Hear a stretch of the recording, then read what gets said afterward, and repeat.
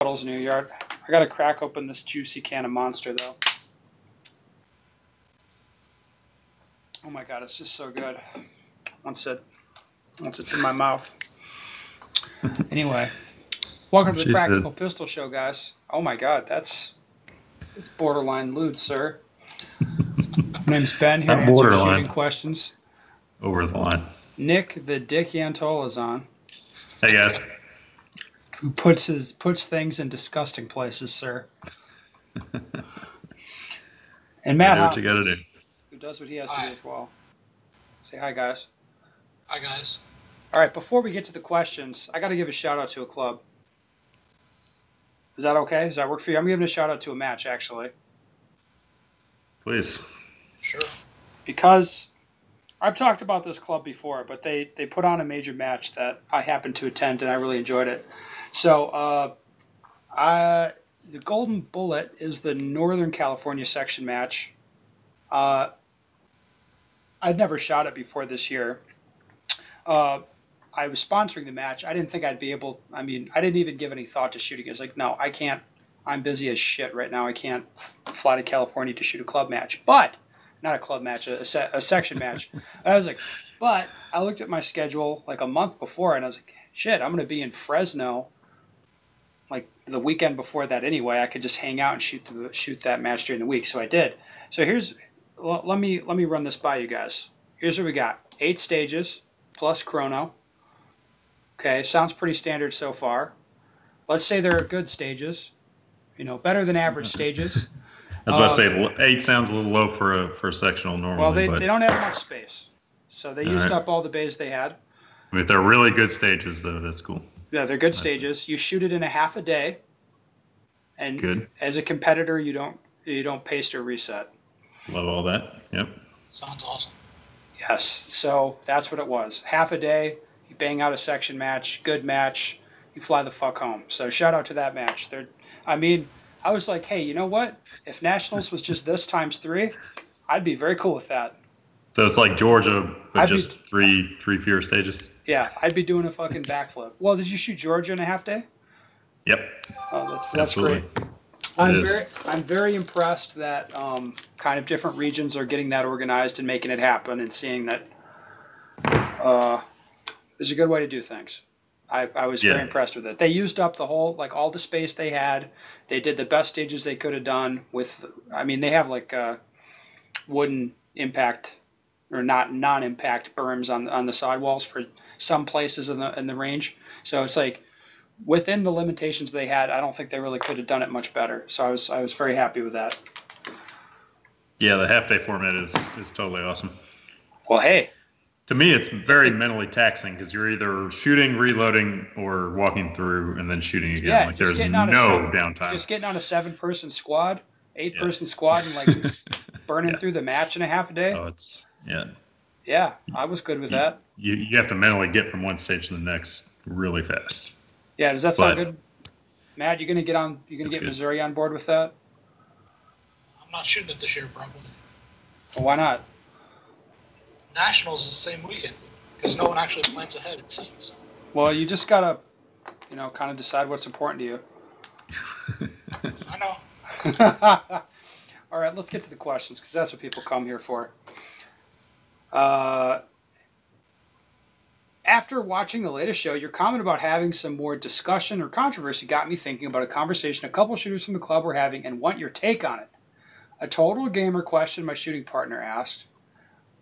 With the shooting season in our area half over, instead of working to become a B-class shooter, should he stay at an upper C-class before the area match next spring? His thoughts was, since he can't do a lot of live fire practice during the winter, that if he stays C-class, he will be competitive at the area match instead of if he were to move into B-class.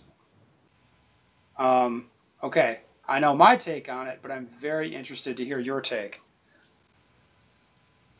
What do you think, Matt? Should you move up into B class, or hang out in C class? That's C class.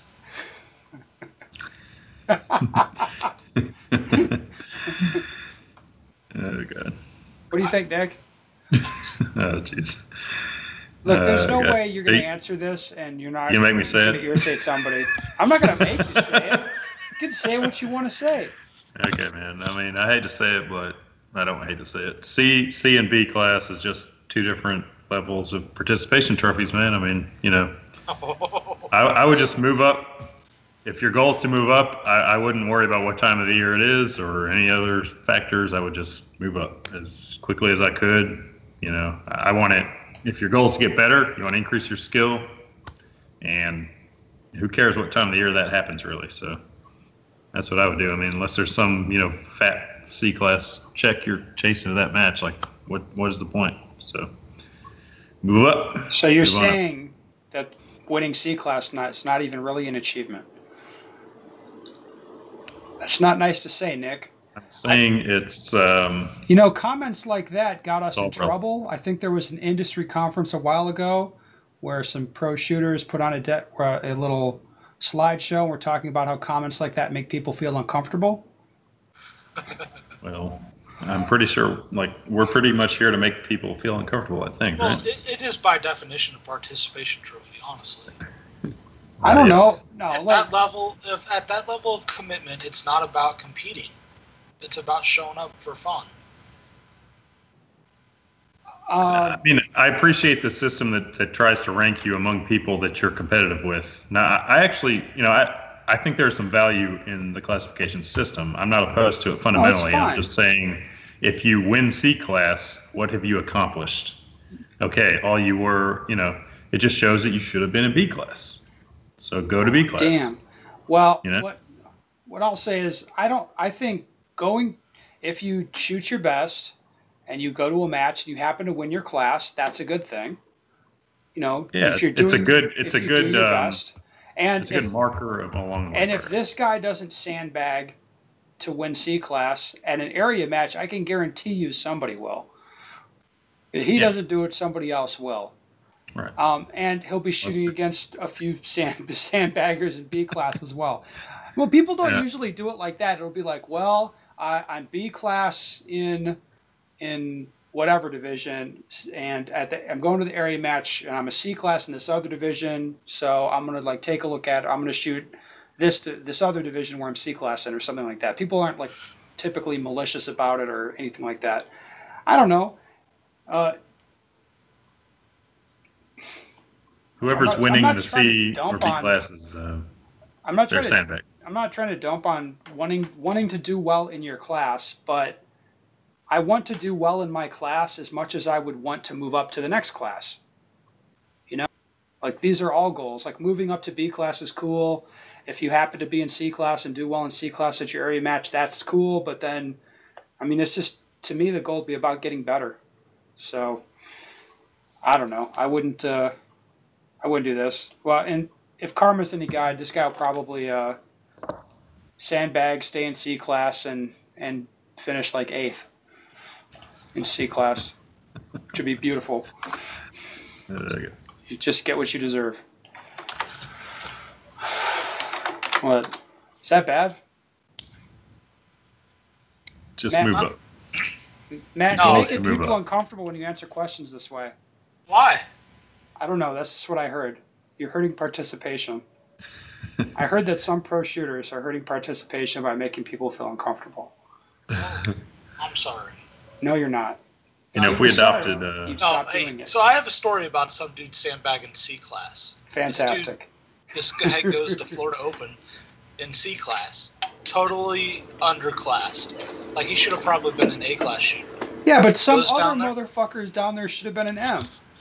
You're right. You're absolutely right. You get to big enough matches like that, you can't sandbag hard enough because there's going to be somebody else. The first two C class beat all the B class guys, and this dude went down there to win C class to win a gun, and he got beat by another sandbagger. And they both beat all the B class guys. It was actually pretty hilarious. Yeah. That's what You're absolutely right. Yeah. That's the way it works, man. If you start playing that game, I can guarantee you somebody's playing it better. Anything below M, there will be some hardcore sandbagger there, period. Yeah. at a level 2 or higher, it's going to happen. And if you're worried about grandbagging your way into GM, like, don't worry about it, because you go to a big enough match, there's always going to be somebody who like grandbagged harder. You know what I mean? Don't worry about being last GM. Just if you want to move up to GM, make it happen, and somebody else who was even less deserving than you will have done it. It's a fact of life. Yeah, I would say that's often a fact, but less likely than there being an A-class sandbagger somewhere at that match. Yeah. Sandbaggers don't do A-class, do they? Yeah, they don't stay in A very long. It's usually B or C. Yeah. Yeah, B or C. B or C, that's where you're getting the hardcore sandbaggers. Yeah. All right. First off, thanks for the podcast and the books. It really helped me a lot to get better as a shooter, to the point that some people ask me how I progressed the way I did. I'm going to skip through this. I've made the same mistake shooting with my fundamentals and competitions that keep me out of the 90% group. I trained the week with dry fire and do live fire over the weekends between competitions to try to fix shooting. I find myself slipping into bad habits by the third stage of the match. This really agitates me. I'm considering taking an extended time of about 6 months off competition to work on fundamentals and working in stage shooting style practices after 2 or 3 months of just getting the basics nailed down. First off, does this make sense? Secondly, how would you recommend I structure practice sessions? I'm planning 2 live fire sessions a week of 150 to 200 rounds with a normal dry fire time during the week. He wants to know, should you do 1 or 2 drills or whatever? Okay. What do you think about this generally, Matt? Take some time off from competition, structure his practice, get better. That's all well and good, but it sounds like he's fucking up in dry fire and not realizing it, because the habits are coming back in live fire and during the stages. Yeah. I have to tell you, in this guy's situation, taking off of matches for 6 months doesn't really make sense to me. No. Like, he should find the problem, and it sounds like he's doing it a lot in dry fire, because that's where he's doing his main practice at. Yeah, I would be curious to see what he's saying. His mistakes are fundamentals, but I don't know why then he'd have to work on stage practice. I mean, he's talking about building full stages or something. Maybe entries, exits, hopefully not full stages, but yeah. I don't know. What do you think, Nick?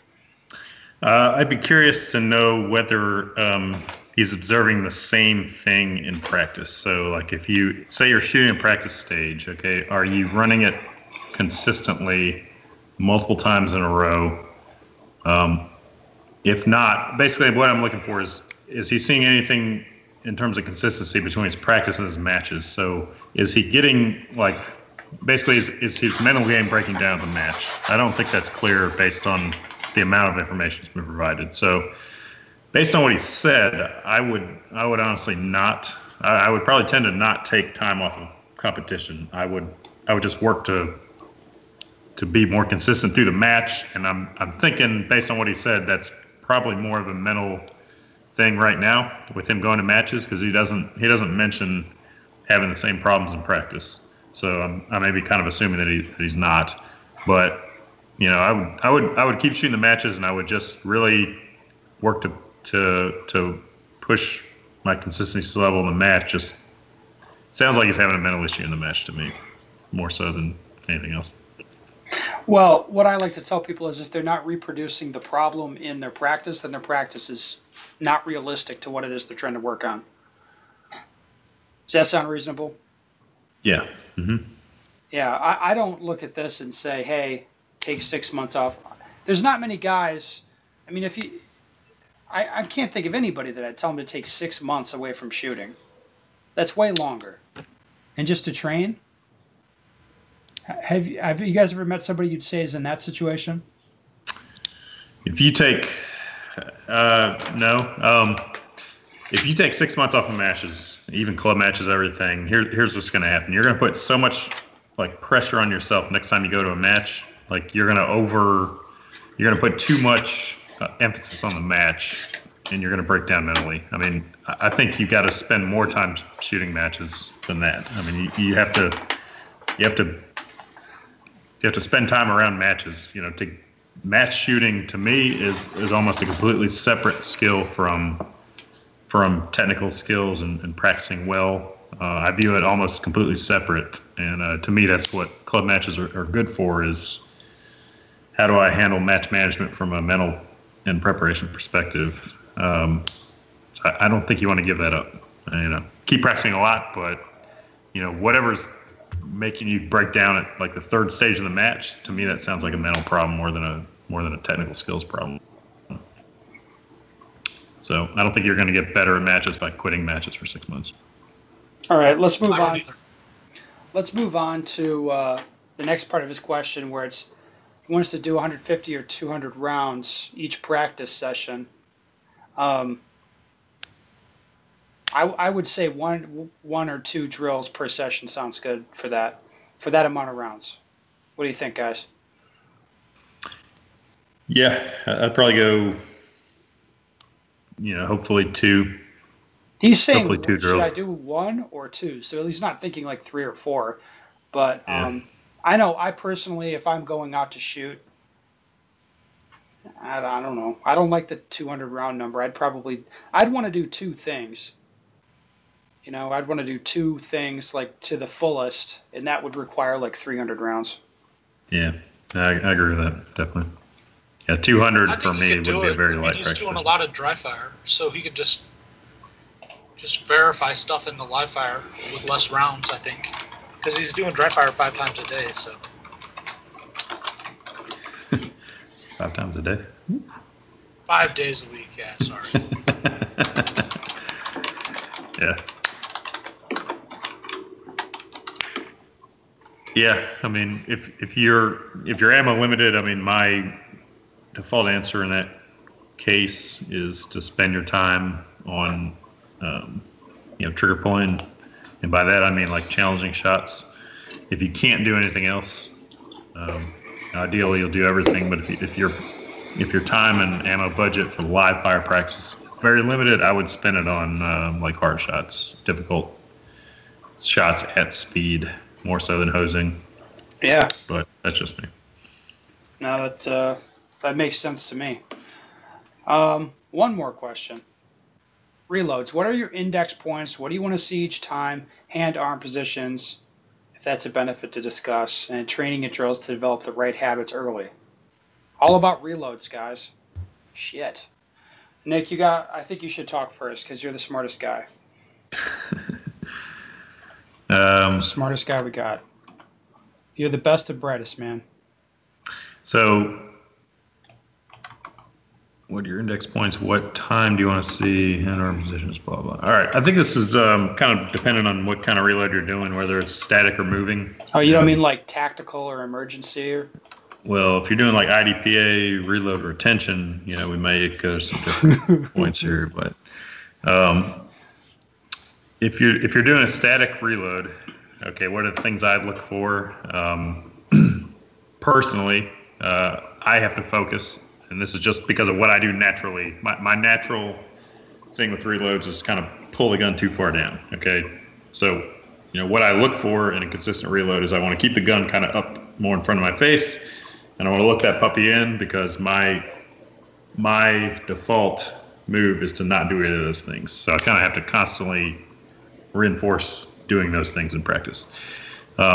If I'm doing a reload on the move, it's a little bit different focus. I want to usually, if it's more than like, you know, 1 step or 2, I want to focus on moving first. So what I really want to do is establish kind of a baseline time if I'm not reloading during that movement and say, okay, if I'm just transitioning and I'm just moving this distance, I can do this in a par time of X. Okay, now I want to go back and see how close can I get to that par time, throwing in the reload. All right, and usually that means I really kind of still have to focus on the movement and really focus on reloading while moving, and not like reloading and then moving or moving and then reloading. That I really have to do them both simultaneously and focus on that in order to really get that time where I want it to be.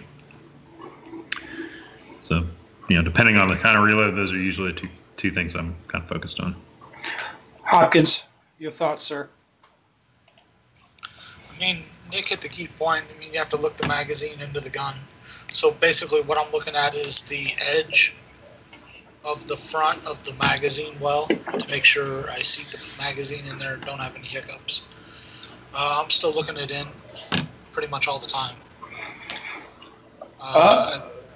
The only thing that changes is when I'm doing a large movement, the gun comes lower than if I'm just doing a standing still reload. Yeah.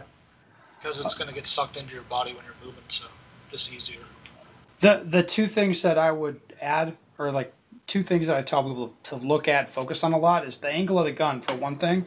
So if you kind of take a magazine out of your pouch and throw it up in front of you, you'll see the magazine will sit at a particular angle, and you want your gun to match that. So if you just put the mag up in front of you, like, okay, I want to line the gun up to work with that. And that usually means kind of pointing the mag well of the gun more towards your magazine pouches and less towards your non-dominant side of your body. Yeah, so I was just about to say, I think I've heard you phrase it before, point the magazine well toward the ammo source, and to me that's always been good advice. That's one thing you want. One thing I like to really focus on. The other thing is re-gripping the gun properly. So making sure that you get your support hand back on the gun and are gripping the gun well so you can actually, get back on target and shoot accurately. It's fun. We all do it. It's fun to do like high-speed, close-range reload drills. But that shit is for YouTube. For real life, you got to be able to re-grip the gun properly and shoot accurate shots. So work that into your training. You're not just focused on the time, but you're focused on getting back on a good grip. So one of the things I did for that, I actually won't just shoot one round after the reload. I'll actually shoot minimum of 4. So I make sure I can track the gun and track the sights and make sure about that if I'm doing 4. a reload drill. Huh? Damn. I mean, 4 is cool and everything, but I think 2 would suffice, depending. On your ammo budget. 2 on a target and 2 on another target. Matt's a pro shooter, cool. So he doesn't really have an ammo budget. He doesn't have an ammo budget. That's true. Like you fucking peasants. He has a Mark 7. He's got that CZ money. He fucking shoots minimum 12 rounds after a reload. Maybe 20, I don't know. I just found I do get pretty loose and not gripping it as much as I should. And I notice if I shoot 2 rounds on 2 targets, I have to have the gripper. I can't do it as fast. I'm looking for the same splits and same transitions as the first rounds out of the gun on that drill. Okay, serious question though. Do you find that 4 is better than 2? Because for me, 2 is good. If I can put 2 rounds on target, I've got to be Nick. set up. Well, I put a transition. This is easy. Is 2 rounds good? Is 2 rounds good? Well, it's a lot better than 1. Okay, well, if 2 rounds is better than 1, then 4 is better than 2, motherfucker. There it is. Fair enough. Easiest question ever. Yeah. Fuck. Well, another bang-up job on the podcast, guys. I love it. Thank you for coming on, guys. Matt, thank you. CZ Money Ammo Budget, Hopkins, my man. Too much ammo, man. Too much ammo. All right, folks, if you want some of that CZ money, send your podcast questions to me. Go to benstoeger.com. Send a question to me. I'm going to tell you how to get the CZ cash. It's going to be amazing, and you're going to do... What? Matt, I'm just going to give him...